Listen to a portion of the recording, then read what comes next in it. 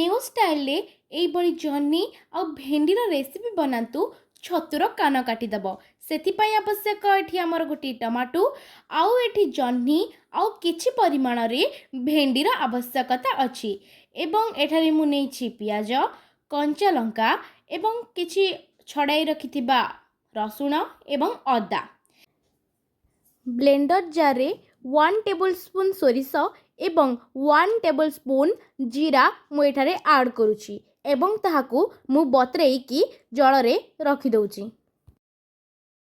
नैथिबा जह्नी को चोपा छड़ाई देबा। चोपा धीरे धीरे एभली भाबरे छाड़ी गला परे तापरे आमे भेंडी को धोई देबा। तापरे जह्नी को एमती भाबरे धोई देबा। आगे जह्नी को धोई देबे तापरे काटिबे। आपण देखंतु एभली भाबरे काटि देबे। गोटे मझिर ताकू फाड़ करिकी 2 पीस करदेबे। तापरे पुणी एमती गोटे पीस को पुणी फाड़ कर दियंतु 3 भाग रे। तापरे मझिर एमती काटि दियंतु। काटि सल्ला परे एभली भाबरे गोटे भेंडी नेकी ताकू एभली भाबरे मझिर काटि दियंतु एवं लंबा लंबा पीस एमती कर दियंतु। तापरे देखंतु हमर एठी भेंडी आ जह्नी कटा सरिछि। एभली भाबरे समस्त पियाज टमाटो कंचा लंका पनीपरिबा सबु कटा हे रहिछि। बतरा होई रखा जाइतिबा जीरा और सोरिष सहित आमे अदा एवं रसुण को ऐड करिदबा।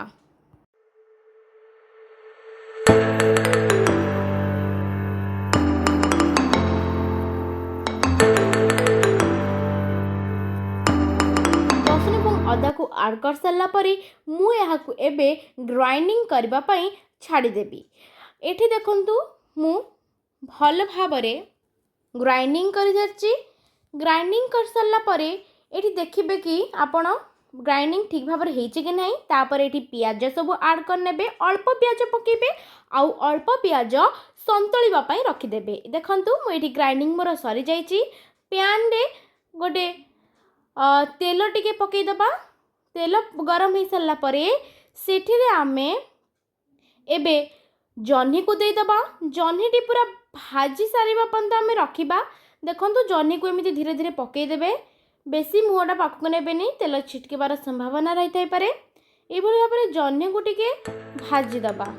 तो धीरे धीरे सब जह्नी को पकई सारला परे मु ताकू जह्नी को टिके भाजी दउची। तो एठी आमे भाजी दबा। एभली भाबरे पिठा गड़िया सहाय्य रे आपण जह्नी को टिके टिके मारी देबे।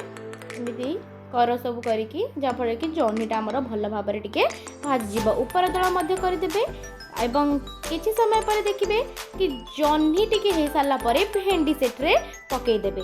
भेंडीटा आमर तापरे पकेबे। जह्नीटा फास्ट पकेबे सेकेंड रे आमर भेंडी पकेबे। तो एठी आमे लूण टिके पकई देबा।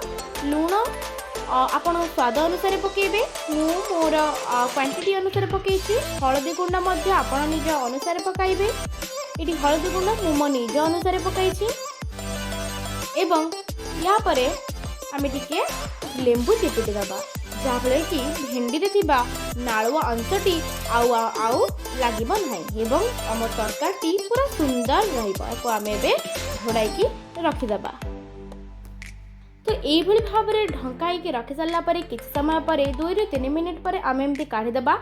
आउ तली न नागिया आम टिके टिके मारिदबा। देखंतु ये गोटे बढ़िया टिप्स कि लेंबू रे आमे लेंबू पकई देखो नालुआ अंश टोटाल लागू नाही एवं बहुत सुंदर भाव में तरकारीटी आमर रेडी हवा को जाउछि। तो यही भाव में टिके बनै कि देखंतु सांग माने एमिति आपण बनै नथिबे। तापरे आउ गोटे कड़ाई रे आमे नबा। आउ गोटे कड़ाई रे आमे एठी तेल किछि पकाइबा। एथिरे पंच फुटण देबा। पंच फुटण दे सारिबा परे ताको टिके फुटबा पई किछि समय छाड़ी देबा।